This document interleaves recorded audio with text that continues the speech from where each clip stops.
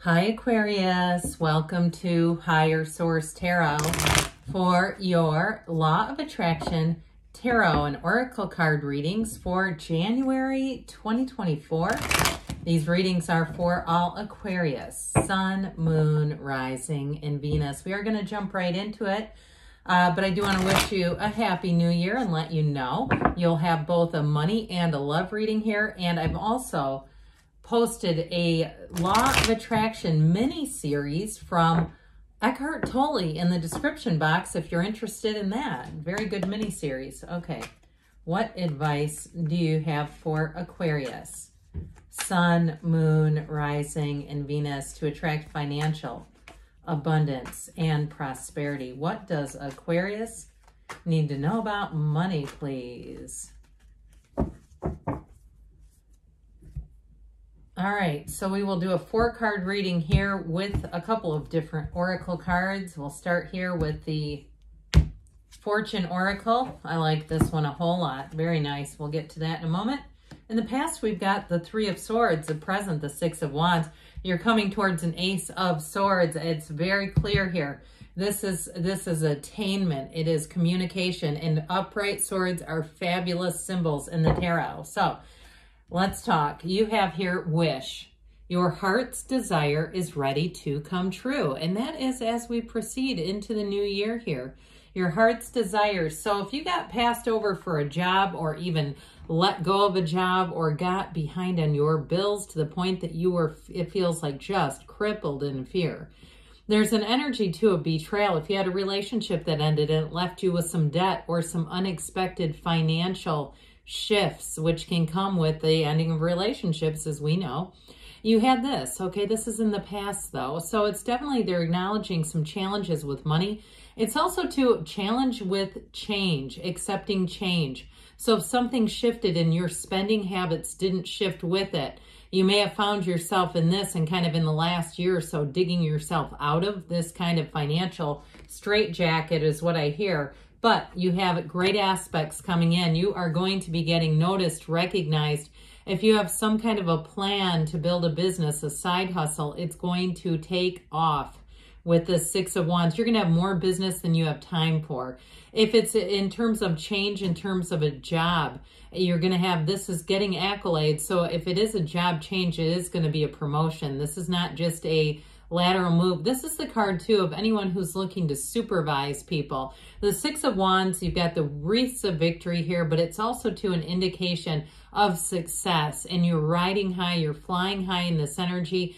Now, if you're asking about a housing situation, if you did go through a financial strain, I do feel like you're coming back out on top. You may have plans. Okay, it's more about what I see in this reading, more about making plans than necessarily taking the action right away. Because I feel like especially if you went through some kind of difficulty with money that maybe kind of sneaked up on you, you didn't quite see it coming, I feel like you're going to want a nice little nest egg before you do anything, any big moves there.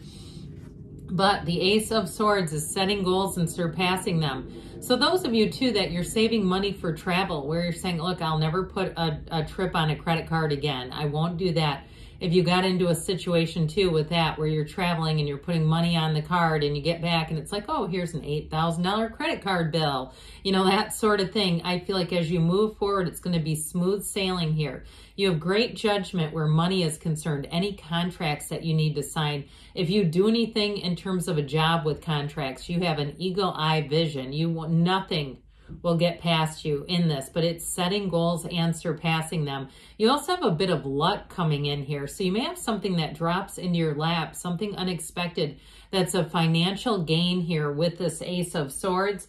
And so you have strength here in the advice. This is a card of patience, but it's also acknowledging that if you've had to have some patience where money is concerned, you're going to have that payday. That's what this is all about. It's a card of success. And you also have, as I point out, typically the infinity symbol here, which is infinite possibilities. So if you've had to kind of go through the grind, that daily grind in a job that wasn't paying you what you wanted it to, or even with a car that was on its last legs and you say, oh my God, I just need it to make it to work. This is where the good news comes, okay? You've survived that, and it's time for you to thrive. So we are going to hear from Abraham Hicks, Money and the Law of Attraction. The better it gets, the better it gets. That's always a great message from Abraham. When you deliberately seek positive aspects of whatever you are giving your attention to, you, in a sense, tune your vibrational tuner to more positive aspects of everything. And of course, you could tune yourself negatively as well. But as you are deliberately looking for positive aspects in yourself or in others, you will find more of those things. The better it gets, the better it gets. For you, get more and more of what you are thinking about, whether you want it or not, okay? I love it when they say that, whether you want it or not. It's so true, isn't it?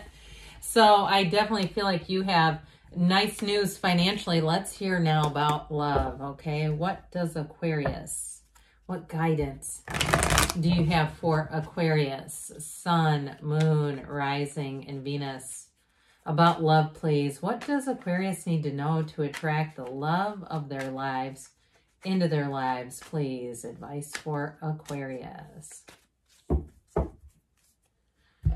Same setup. 4 cards with a couple of oracle cards here. We have Justice and the King of Pentacles, attracting a King of Pentacles. Now, the Queen of Swords, you and your own energy, you won't settle. And you've learned from the past. But let's see the advice. The 5 of Swords, I feel like you're going to be done with conflict. And you're going to be done with playing it small, taking on projects, people that are needy. Okay, you have, I like this one. It does seem to come out quite a bit. I am worthy of my own love. Write a love note to yourself. What is it that you most need or want to hear? Okay, and that is, it's one of those activities, if we can do it from a place of openness and not a need-based, where we're not looking at the lack of it in our lives, where we're looking at the possibility of it. I'll tell you what, you're going to attract one like no other.